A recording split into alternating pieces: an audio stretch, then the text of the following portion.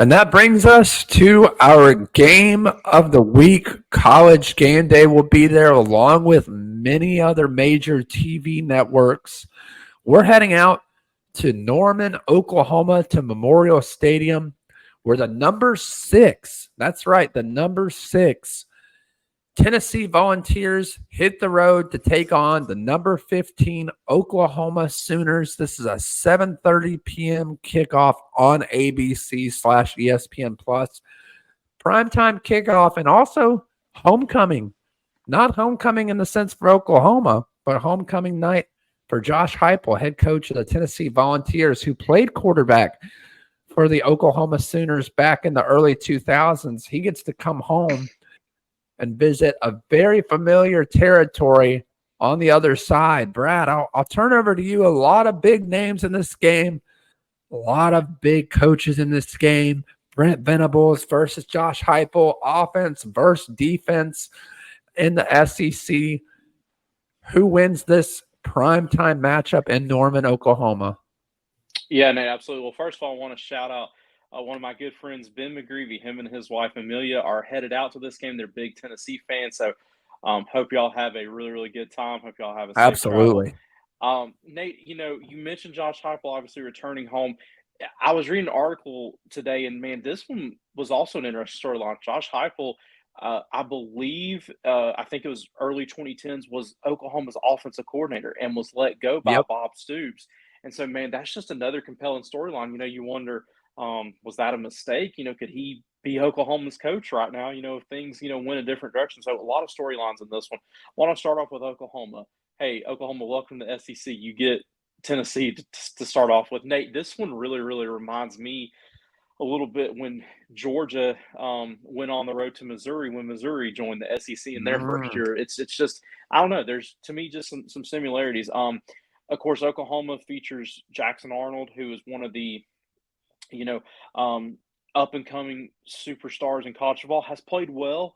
I think if you talk to some Sooner fans, if you talk to some media that cover Oklahoma, I think they would say that Jackson Arnold's been good, but he could be better. They've got some weapons. They're led by Purdue transfer wide receiver Deion Burks, who is just a really really talented player. They've got a talented freshman running back in Taylor Tatum, another talented running back in Javante Barnes. Nate, one of my favorite players in college football. Linebacker Danny Stutzman, and a lot of people will be saying he's kind of the second coming of the great Brian Bosworth there for Oklahoma. So, man, a fun game from Oklahoma's standpoint. That this being the inaugural game in the SEC for Oklahoma, that stadium is going to be rocking. They're going to have just such an incredible environment there for game day.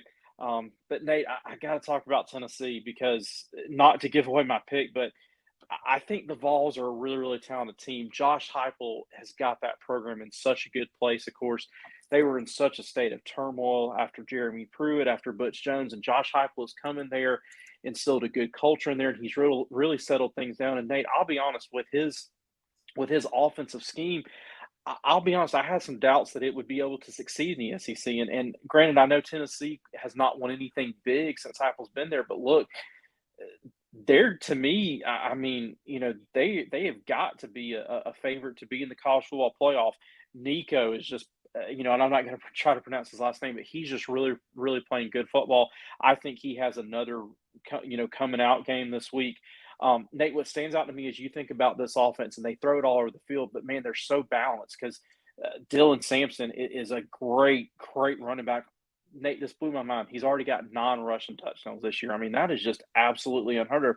They've already rushed for over 1,000 yards as a team. And once again, you talk about this, you know, air raid, veer and shoot, whatever you want to tag it offense, but they're so balanced. And that's what makes them so tough when you get these receivers that they're split outside the numbers and you have to, you make a choice from a defense. Do you go out and defend those wide splits or do you make sure you have numbers in the box and it puts a defense in a bind? And then you talk about that receiving core: Thornton, Braswell, Brew McCoy, Squirrel White.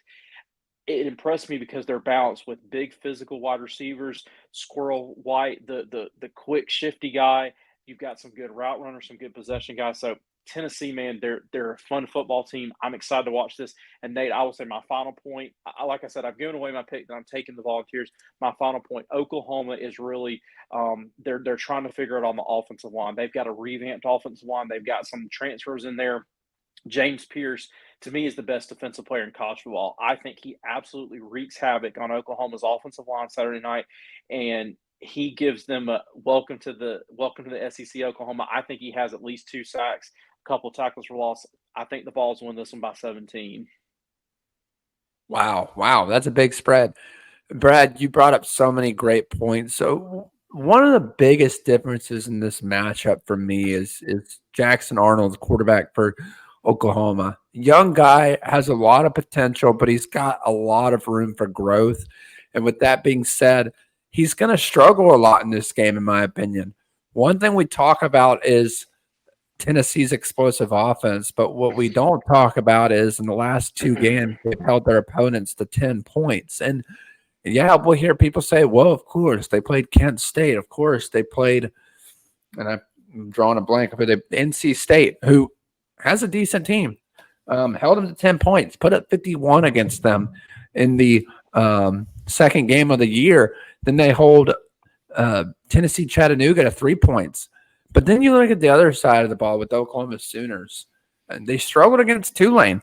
They struggled against Houston, and as much as we love Willie Fritz over there with the Houston Cougars, they're not a very good program this year at all. And to come out with a 16 to 12 point win is very disappointing, very baffling.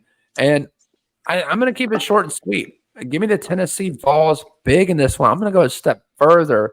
I'm going to outmatch you, Brad, and I'm going to say that they win by 24 in this game. Wow.